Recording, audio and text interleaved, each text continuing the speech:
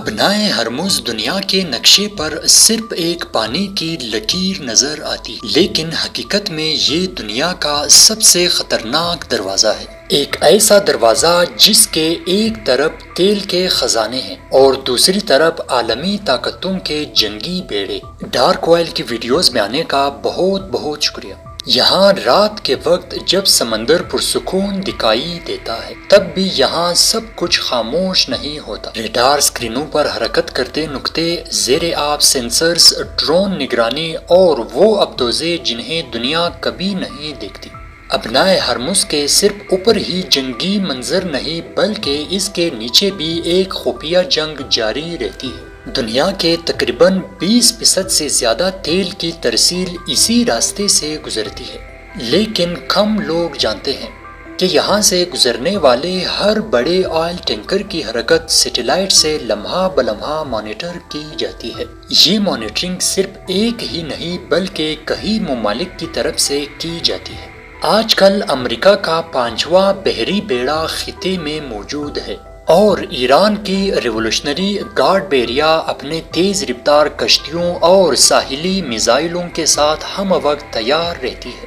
دنیا کی نظریں ابنائے ہرمز کے بند ہونے پر لگی ہوئی ہے، لیکن اصل سوال یہ نہیں کہ اسے کون بند کر سکتا ہے۔ اصل سوال یہ ہے کہ اگر چند گھنٹوں کے لیے بھی یہاں سگنل جام ہو جائے تو کیا ہوگا؟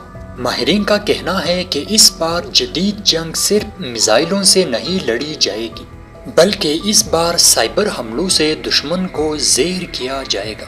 خفیہ رپورٹس میں یہ بات سامنے آئی ہے کہ ماضی میں بحری جہازوں کے نیویگیشن سسٹم کو GPS اسپوننگ کے ذریعے گمراہ کیا گیا، یعنی جہاز کو لگتا تھا کہ وہ محفوظ راستے پر ہے، جبکہ حقیقت میں وہ خطرے کے قریب پہنچ رہا تھا۔ اور اگر کبھی بڑے پیمانے پر ایسا ہو جائے، تصور کریں درجنوں آئل ٹینکرز ایک دوسرے کے قریب آ پہنچیں گے، ریڈار جام ہو جائیں گے اور مواصلاتی نظام کافی حد تک متاثر ہو جائے گا۔ صرف ایک غلطی اور پوری دنیا کی معیشت ہل سکتی ہے۔ 2019 میں جب خلیج میں آئل ٹینکروں پر پراسرار حملے ہوئے تو الزام تراشیوں کا طوفان اٹھا۔ ایران اور امریکہ کے درمیان کشیدگی خطرناک حد تک بڑھ گئی۔ اس وقت دنیا نے پہلی بار محسوس کیا کہ ابنائے ہرمز صرف ایک راستہ نہیں بلکہ یہ عالمی طاقتوں کے صبر کا امتحان بھی ہے۔